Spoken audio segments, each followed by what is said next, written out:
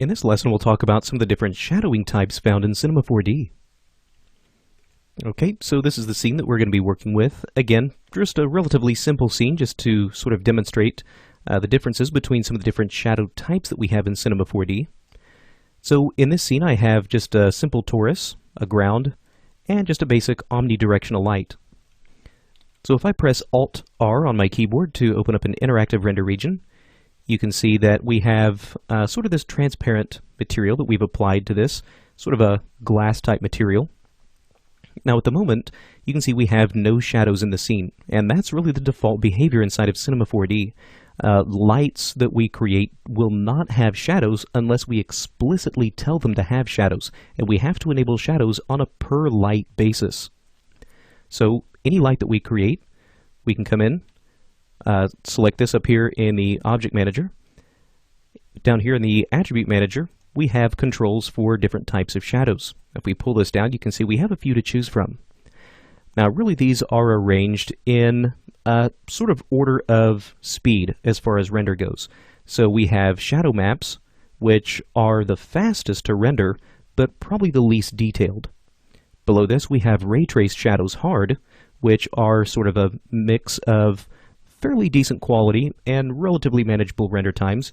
And then below this we have area, which is the best quality and the closest to physical reality, but also these are the slowest to render. So let's take a look at how these look compared to each other. So we have shadow maps to begin with, and you can see shadow maps, again, render out very, very quickly. Now once we choose our shadow type, we can go over here into the shadow tab.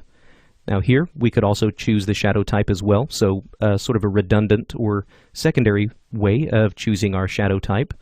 And once we enable the shadow type, we now have a few attributes to control this.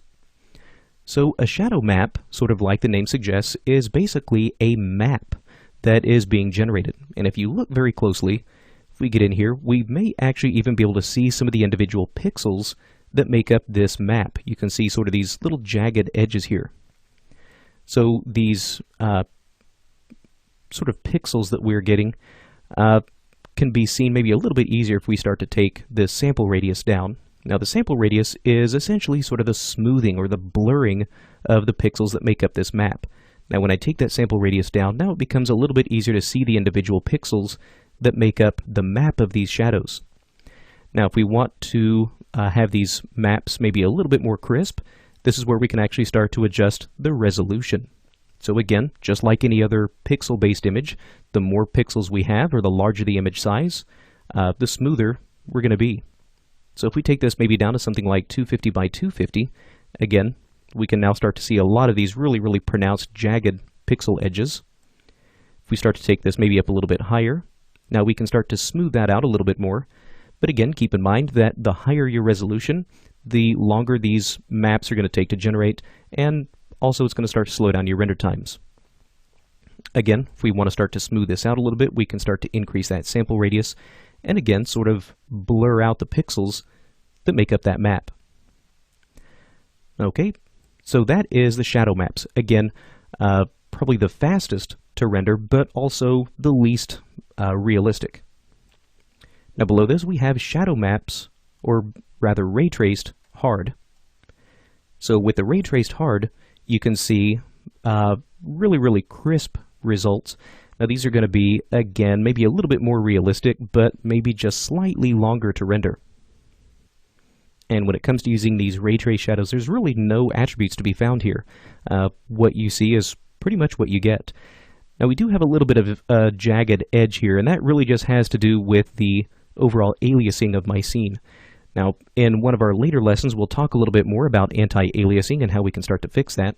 But if you're using something like your interactive render region, we can also just take this little quality slider and begin to crank this up or down. And again, as we start to crank that down, a little bit more pronounced jagged edges. If we start to bring this up to a higher quality, these jagged edges should start to kind of disappear. So that's the ray trace shadows. Now below this we have the area shadows. Now again, these are probably the most realistic, but probably some of the slowest to render. So let's turn on area, and again, you can tell a noticeable difference in the render speed, quite a bit slower, but now this is actually much closer to how lights and shadows would behave in the real world. So in the real world, as you take any kind of a light source, and as it's casting shadows from an object, these shadows, as they start to get closer to the shadow casting source, they're going to be much sharper and much more crisp. Now, as the shadows start to move further and further away from the shadow casting source, they're going to start to spread out and get more diffuse. You can see that's exactly what we're getting here. Now, if we want to get that behavior, again, we have to use these area type shadows. Now, if we maybe don't want quite this much blurriness or quite this much softness in our shadows, we can come in and go over to the Details tab. And if we scroll down, this is where we can start to control things like the area shape. So right now, my area is pretty much set to be a rectangle. So it's trying to simulate light that is coming maybe not just from one single point in space, but actually from a larger, sort of more diffuse surface. And that's where we're actually getting sort of these softer, more diffuse shadows. So if I come in here and take my size X and Y, let's say maybe we drop this down to 50 by 50. Now if you look closely, the light is now acting as though it's coming from a much smaller area. So whenever we start to get light that's maybe not quite so diffuse, we'll start to get shadows that sort of reflect that. So still the same sort of realistic behavior where the shadows are going to get sharper as they get closer to the shadow casting source, but still they get a little bit blurrier. But in this case, because the shadows or the lights are not coming from quite such a large diffuse area, the softness and the blurriness of the shadows just a little bit more manageable. And also you can see in certain situations that the render time can also reflect that, where now my render time is not quite as intense as it was before. So when it comes to working with shadows and lights inside of Cinema 4D, we have quite a few options, as you can see, but really the shadow choices that you choose is going to be a matter of how much render time you are able to spend and what sort of quality you're looking for. If you really don't need absolute physical reality, then these shadow maps are going to be a good choice because you don't have to sacrifice a whole lot of render time for shadows that you may or may not even notice. But if you're really concerned with physical reality, you probably want to choose these area lights. But again, be conscious of the fact that as we choose these, your render times are going to increase by sometimes a pretty substantial amount. So that's a look at these different shadow types that we can choose from inside of Cinema 4D.